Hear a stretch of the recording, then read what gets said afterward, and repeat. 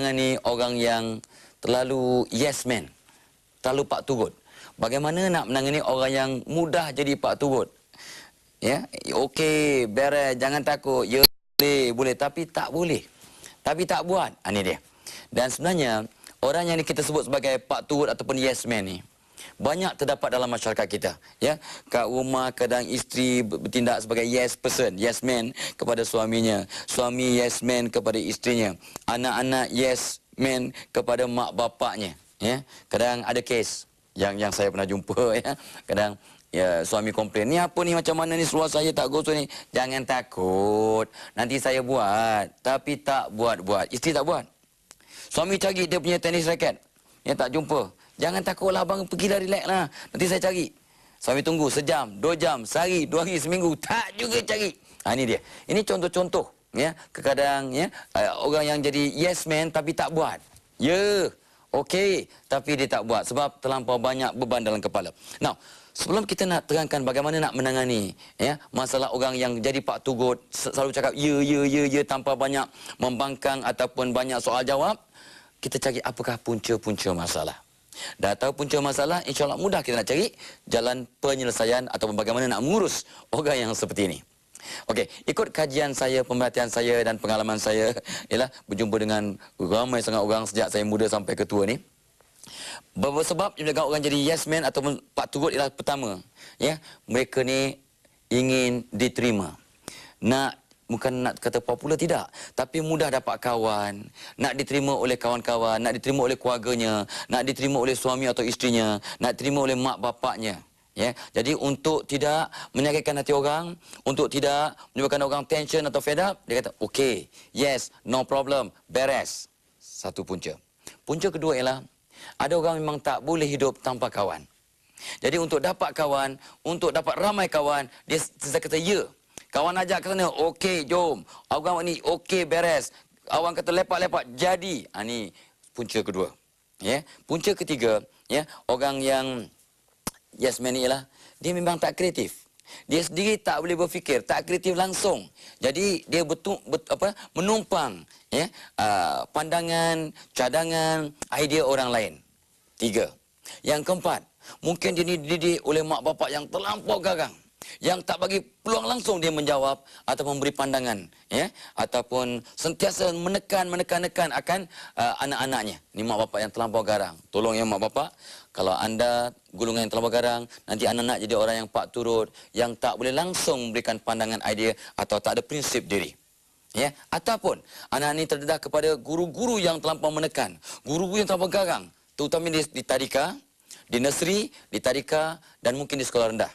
Masa kat sekolah menengah saya tak risau, sebab mereka telah dewasa, remaja, boleh berfikir sendiri. Tapi kat sekolah rendah, di tadika terutamanya. Jadi mak bapak yang saya muliakan, kalau nak cari sekolah-sekolah tadika ataupun kelas-kelas tadika yang baik, carilah guru-guru yang lebih prihatin, yang tak terlampau strict, yang kurang menekan, yang banyak bergurau dan sebagainya. Ya?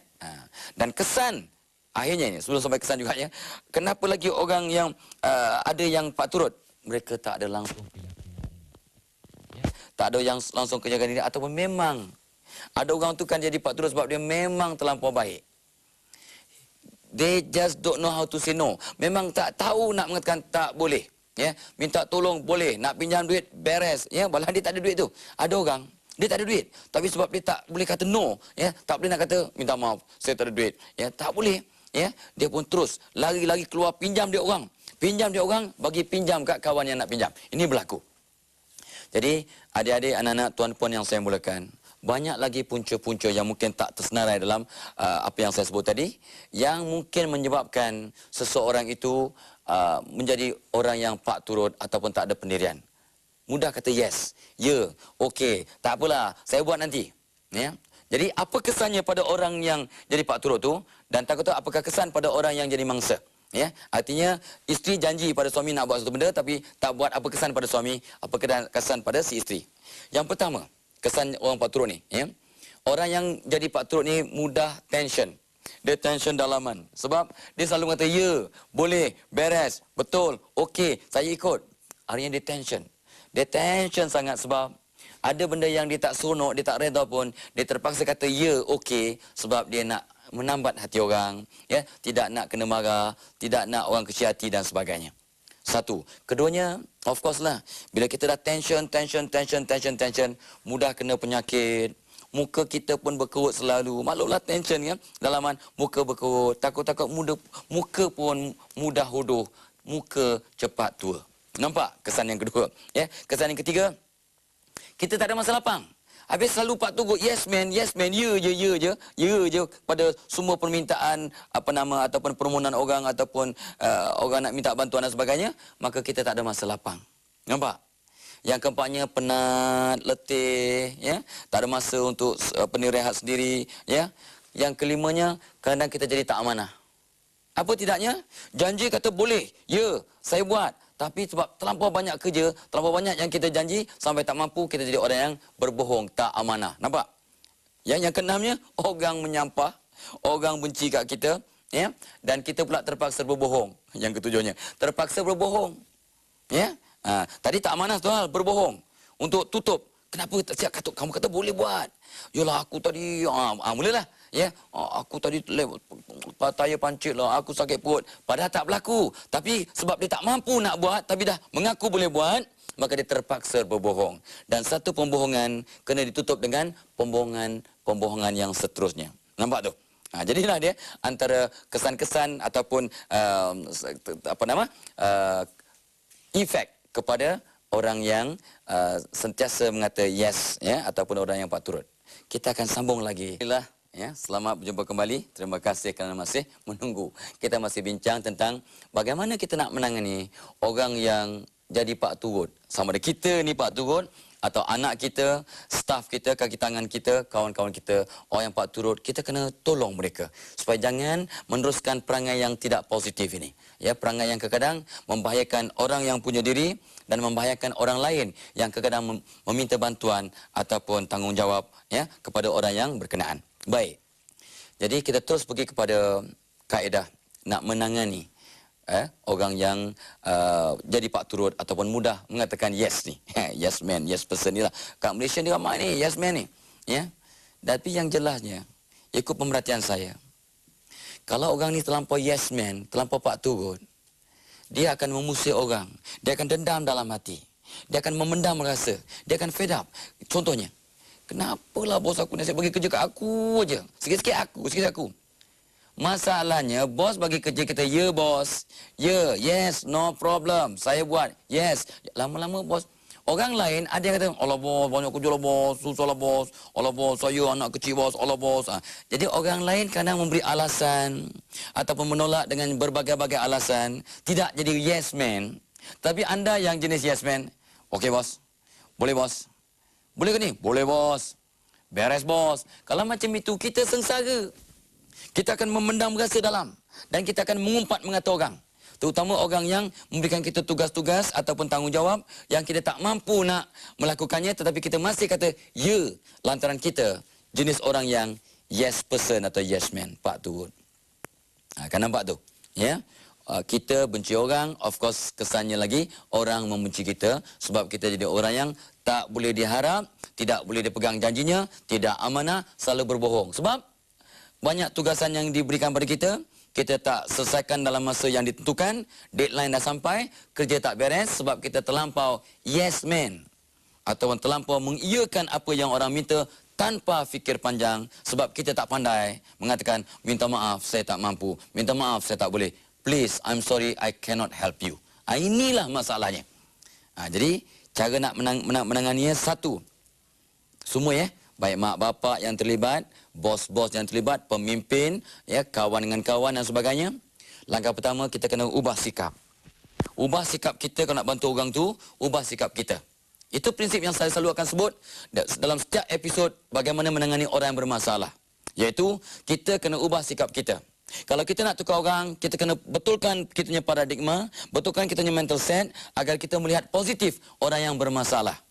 Sebab semua orang ada masalah. Kita yang nak membantu ini pun sebenarnya banyak masalah. Cuma masalah kita mungkin kita dapat kawal, masalah kita mungkin orang tak nampak. Seperti yang saya selalu sebut, orang yang di luar penjara yang bukan jadi banduan, belum tentu kita tak salah. Orang yang dalam penjara, orang yang telah sah didapati ditangkap membuat kesilapan, diadili oleh mahkamah, dihantar untuk correction ataupun pemulihan, ya, di penjara. Ramai tak orang yang tidak dalam penjara tapi masih banyak berbohong, menerima rasuah, mencuri, ya, breach of authority dan sebagainya. Ramai tak? Ramai. Ramai. Tapi mereka tidak kena tangkap. Justru mereka tidak diadili. Justru mereka tak dalam penjara. Sama juga dengan orang yang nak bantu orang yang yes man ni. Semua orang ada ke yes man-annya. Oh, boy, canggih tu. Ke yes man-annya. Ini tak ada dalam Dewan Bahasa punya konsep. Jangan ikut. Ya, artinya kita ada sifat-sifat yes man dalam diri kita. Ya, ikut masa-masa tertentu. Dengan bos kita lawan, dengan mak mentua, yes mak mentua, yes ibu mertuaku. Nampak? Ya, okey. Yang pertama tukar sikap. Artinya kita positif. Artinya, aku nak tolong orang ini, dia ada masalah, aku tak boleh benci dia. Itu penting sangat. Pertama, nak tolong orang, tukar sikap. Kita, supaya kita positif. Jangan membenci, jangan berdendam, jangan mempunyai satu tanggapan yang negatif. Ya? Yang kedua, ialah kita kena bentuk matlamat. Matlamat kita ialah untuk memastikan orang yang yes man ini dapat mengubah dirinya agar setiap komitmen yang dia buat, dia akan tunaikan. Itu yang penting sekali. Jadi kita kena bentuk matlamat, aku nak bimbing orang ini agar setiap perkara yang dikata, ya, saya akan buat, dia akan pasti buat. Dan buat sampai tamat dan sempurna. Itu dia, matlamatnya. Jadi kita kena bantu matlamat. Bukan matlamat nak marah dia, nak getak dia, nak hukum dia, nak ugut dia, nak bagi dia panik. No. Kalau begitulah cara kita nak membantu orang yang yes man ni, saya takut masalah mereka tak akan selesai. Ya? Okey. Jadi adik-adik, anak-anak, tuan-puan yang saya muliakan, bagaimana kita nak tolong ni? Ya? Nak bentuk mereka supaya ada komitmen yang mereka lakukan dengan sempurna. Kita kena jujur. Kita kena belajar untuk jujur, sebenar-benar jujur dan telus, agar orang yang kita nak bantu itu dapat jujur dengan kita. We are frank with them, they can be frank to us, insyaAllah. Ya? Itu jujur, lawannya jujur. Kita kena telus, jangan kita berpura-pura, jangan ada hipokrisi, jangan ada sifat-sifat munafik dalam diri kita untuk membantu orang yang yes man ini. Ya, okey. Jadi macam mana? Yang keempatnya, macam mana kita nak pastikan mereka punya komitmen ini akan dijalankan dengan sempurna, ya, dalam masa yang ada sini. Ya, satu, ya, kita minta mereka tu buat janji. Ya, okey Farid, you janji, ya? You janji nasihatkan ni? Ya, saya akan. Bila you janji ni? Tengoklah. Jangan tengok-tengok. Bila? Hari Rabu, Khamis. Khamis. Okey, Khamis. Okey. So bila mereka dah buat janji tu, kita kena tolong mereka untuk buat dia punya plan of action. Tolong mereka buat rangka tindakan. Agar pada hari Khamis, kawan kita si Farid ni akan selesaikan tugas yang dikata ya tadi. Step by step. Nampak? Pada anak kita buat begitu, pada anak buah kita buat begitu, pada kawan kita buat begitu. Ya. Yang ketiganya, ya, kita suruh mereka tulis. Ya, dia punya komitmen atau janji itu kat atas meja, kat dinding, agar mereka dapat lihat. Ya. So, InsyaAllah, lepas ni saya akan sambung lagi. Dapat berjumpa kembali, ya. Now, saya sebut tadi sebelum kita rehat sebentar tadi, bahawa salah satu cara untuk kita membantu orang dapat menjayakan komitmen atau janjinya ialah kita suruh mereka berjanji, lepas tu suruh mereka tulis. Ya? Suruh mereka tulis atas kertas, letak kat meja, letak kat dinding. Untuk anak-anak kita kat rumah, janji, kata nak buat homework, janji nak siram bunga, tapi dia tak siram bunga. Yes man. Tapi dia tak buat. Janji tapi tak dikota. Ya, ni dia. So, tulis. Suruh mereka tulis. Ya. So, katalah ni waktu petang-petang siram bunga. Ya. Lepas tu make sure sebelum keluar rumah, tutup api, tutup aircon, tutup kipas. Ni semua kena tulis. Jadi, bila dia nampak, dia akan ingat dan akan memenuhi komitmennya. Untuk kaki tangan kita kat tempat kerja boleh. Dengan kawan-kawan boleh. Ya, lagi? Ni dia. Buat, ni ikut kajian psikologi, ya. Ni saya seronok kaedah ni sebenarnya. Sebab kadang, bila kita buat kaedah ni, orang mudah terpahat dalam mindanya sesuatu yang luar biasa. Iaitu buat deadline ataupun waktu tarikh lupus, ya. Deadline tu yang luar biasa. Okey. Farid, you janji hari Khamis. Pukul berapa? Sebelum tengah hari lah. Pukul berapa? Okey, saya tulis kat dari saya ni, ya. Kat dari saya ni saya tulis pukul 10.23. 10.23 minit pagi, I nak you. Kenapa 10? Tak apa. Tulis itu. 10.23 pagi. Kalau kita punya deadline tu luar biasa, mudah terpahat. Kalau 10.30, lebih kurang biasa kan 10.30. 10.20 pun orang tak janji 10.20. 10.30 lah, pukul 11. Kita selalu cuba nak round up. Ya, senang je. Ya, 10.30, 11. Sebelum kurang lah. Itu janji orang yang tak berapa committed. Ya, tapi kalau janji orang yang betul-betul nak untuk disiplin, 10.23. Sebab kalau anda pergi ke Jepun, kalau kapal ni kereta api tu pukul 10.21, you datang 10.22, you ketinggalan. 10.23 kereta api lain. 10.25 kereta api lain. Nampak? 10.21. Ini cara kita nak untuk komitmen, ya, untuk mereka yang selalu mungkir janji sebab mereka terlampau mudah mengatakan ya pak turut ni, yes man ni. Okey. Lagi cara lagi nak membantu ya orang yang sentiasa pak turut ni lah, kita bentuk satu kaedah untuk merapatkan silaturahmi. Kita nak bentuk persahabatan atau hubungan yang lebih mesra. Mak bapa dengan anak ni jangan jadikan musuh kalau anak ni selalu kata ya tapi tak buat. Jangan dimarah-marah, tak betul. Jadi kena rapatkan dengan penuh kasih sayang. Kalau staf kita janji tak betul, dia perhatikan, wah dia ni yes man aja. Dalam mesyuarat bukan main ya, bagai nak rak dia kata ya, tapi tak buat. Itu yes man tu. Ya, tapi tak buat. Jangan kita buat musuh. Rapatkan satu rahim. Ya? Panggil dia elok. Panggil dia. Ya, terangkan. Ya, apa yang mereka telah lakukan. Apa yang mereka telah janji. Apa yang mereka telah kata ya, tapi mereka tak buat. Kita terangkan satu persatu. Setiap ini, minggu lepas awak janji 1, 2, 3. Ya? Tapi yang awak siapkan cuma 1 saja. 2 ni tak siap. Ya? Dan you kata banyaklah alasan-alasan. 2. Keduanya, apa kesannya? Pertama, terangkan apa mereka telah lakukan. Supaya mereka nampak. Kadang orang yang yes man ni tak nampak tau. Sebab dia dah lali, dah biasa sangat janji tapi tak dikota. Jadi dia tak rasa bersalah. Sama juga dengan orang biasa hutang. Pinjam Farid RM5. Faris pinjam RM2. Ya, Fasil RM3. Dia dah biasa sangat pinjam sampai dia tak ingat dan tak ada niat pun nak bayar. Sama juga dengan orang yang yes man ni. Ya. So kita terangkan apakah kesan kepada orang lain. Apakah masalah-masalah yang timbul kepada orang lain sebab dia kata ya tapi tak buat. Dia jadi yes man tapi tak kata orang tu menjayakan apa yang dia janji, apa kesan sampingan, apa kesan buruk pada orang lain supaya dia nampak keinsafannya. Ya kadang bila nampak sebab kamu kata yes lah, abah kamu kalang kabut cari sebab kamu kata nak pergi. Ya abah cari penat abah. Abah hampir-hampir maut tau dekat naik accident. Baru dia nampak keinsafan, apa kesan pada orang lain. Yang lepas tu tanya apakah pembelajaran ataupun pengalaman yang dia telah dapat ya daripada perbincangan-bincangan kita ya yang telah kita nasihat tu supaya dia dapat lihat bahawa bila dia janji kata ya tapi tak buat, kesannya bukan pada diri dia, dianggap orang yang tak dihargai, dia dianggap orang pembohong, dianggap orang yang tak amanah, tetapi orang lain juga sengsara. Mak aku sengsara, bapa aku sengsara, kawan-kawan aku sengsara.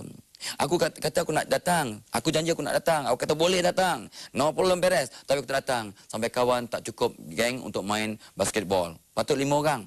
Aku datang tinggal 4 orang. Kalau aku kata tak boleh kan senang. Jadi dia boleh cari orang lain. So dia nampak dia punya repercussion ataupun kesan sampingan daripada tindakannya yang sentiasa kata ya. Dan of course, jangan lupa ya adik-adik, anak-anak, tuan-puan yang saya muliakan. Orang yang pak turut ni sebenarnya satu penyakit. Jadi penyakit ni kena diubat.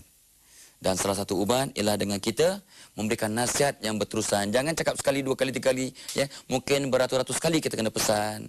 Ya, untuk ingatkan dia. Setiap yang you janji tolong buat. Kalau tidak sengsara kami. Kalau tidak sengsara mak bapak. Kalau tidak sengsara adik-beradik. Pesan tu. Of course kita doakan dia. Ini penting sangat. Saya akan ulang-ulang nasihat ini. Doakan orang lain. Okeylah. Saya tanya saudara-saudari para penonton yang saya muliakan. Berapa orang yang ada masalah seperti ini? Yang doakan kawan itu agar dia jadi orang yang lebih berprinsip, lebih berpendidikan, tidak jadi pak turut. Berapa orang? Ya Allah, kau tolonglah kawan aku ni, si Satar ni, yang jadi orang yang firm, ya, bertegas, tak jadi yes man, dan sebagainya. Nampak? Jadi mudah-mudahan apa yang kita bincangkan dapat kita amalkan, dapat kita bantu orang lain. Barang siapa membantu orang lain, Tuhan akan sentiasa bantu kita. Selamat maju jaya, salam ceria dari saya.